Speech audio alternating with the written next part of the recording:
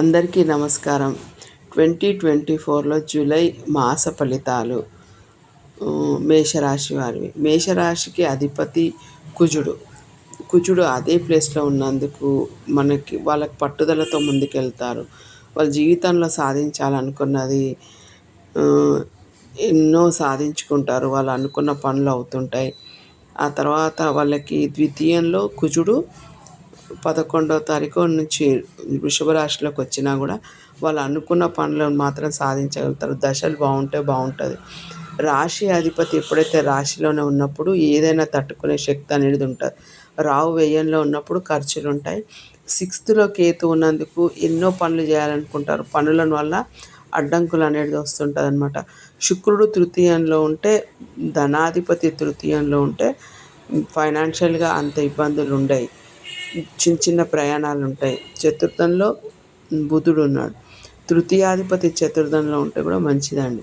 ఒకవేళ శని వక్రం ఇప్పుడు రాబోతుంది.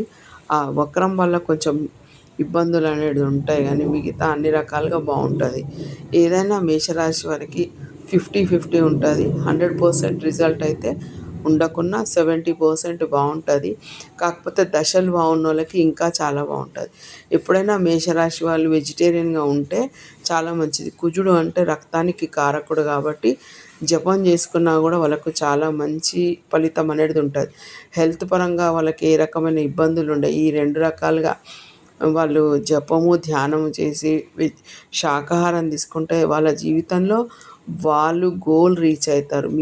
ఎప్పుడైతే వీళ్ళు శాకాహారిగా ఉండకుండా, ధ్యానం చేయకుండా, జపం చేయకుండా ఉంటే వీళ్ళకి అన్ని రకాల హెల్త్ ఇబ్బంది ఉంటుంది, టెన్షన్స్ ఉంటాయి, ఫైనాన్షియల్ ప్రాబ్లమ్స్ ఖచ్చితంగా ఉంటాయి. ఎందుకంటే రాశి అధిపతి కుజుడు అంటే వేడి. ఈ వేడికి సంబంధించిన రెమెడీ అంటే ఖచ్చితంగా చేసుకుంటేనే కరెక్ట్. ప్రతి ఒక్కరూ ప్రతిసారి చేయాల్సిందే. ఓకే అండి, థ్యాంక్ యూ.